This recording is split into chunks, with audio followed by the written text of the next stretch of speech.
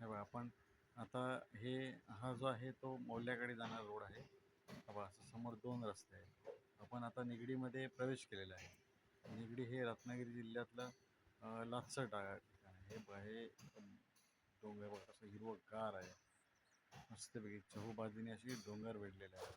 हा बघा असा शेतीचा भाग आहे बघा. या जुनी काळी इथे शेती व्हायची. हे बघा आज आज ते ओसाड पडले.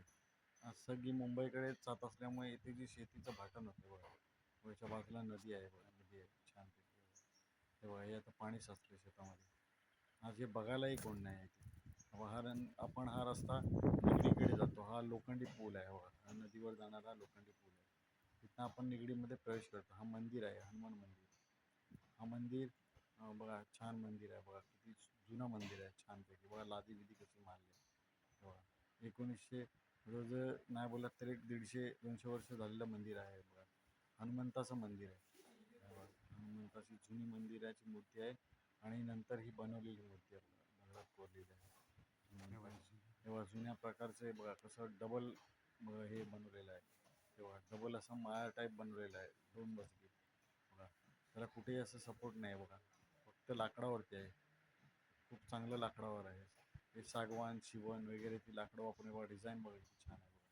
हे वर जायला रस्ता आहे बघा. हो, आपण आता तिथनं बाहेर पडतोय मंदिरातनं बाहेर पडतो. तेव्हा हा मोल्याकडे जाणारा रोड आहे बघा. ही जुन्या पद्धतीची घर आहे. ही जुन्या पद्धतीची घर आहे. हा आपला बौद्धवाड्याकडे जाणारा रोड आहे आणि गावठाणमध्ये जाणारा रोड आहे. आणि हे जुन्या जमान्यातलं वकार बोलायचे याला. ह्याच्यात वकार इंग्रजांच्या काळात इथे सामान स्टॉक व्हायचं.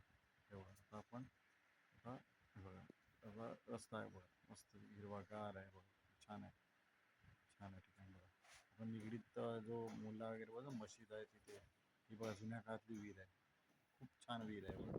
आता आपण काही मित्रमंडळी आहेत आपले ते बघा खाडी आपण जे म्हणालो ना सावित्रीच्या बाजूला असल्यामुळे खाडी असते. त्याच्यामध्ये आता एक गोडं पाणी आहे.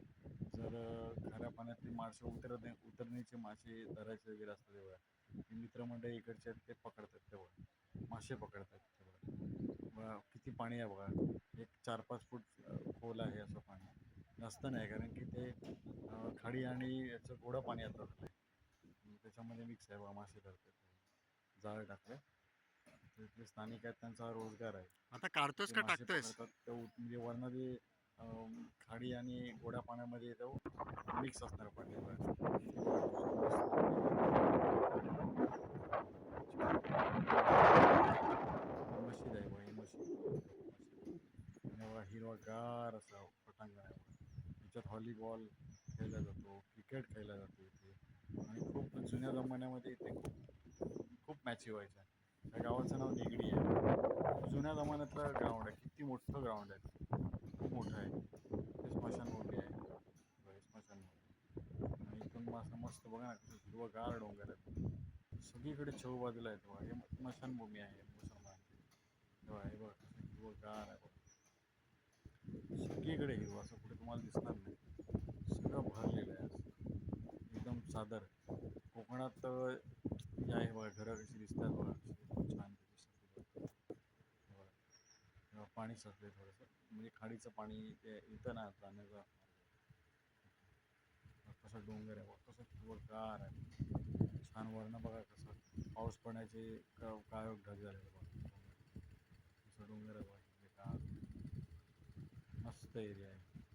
त्याला संपूर्ण म्हणजे तुमच्याकडे काय टेन्शन असेल काय असेल तर दूर होईल एवढं सगळं छान वातावरण आहे. हिरवंगार एवढं छान आहे. नदी आहे वरती डोंगर आहे खाली हिरवंगार पटांगण आहे बघा ना. ही निसर्गाची देणगी आहे कोकणासाठी किंवा मुलं मासे जायचं म्हणजे हे निसर्गाने दिलेलं आहे आपल्याला वरदान आहे ते.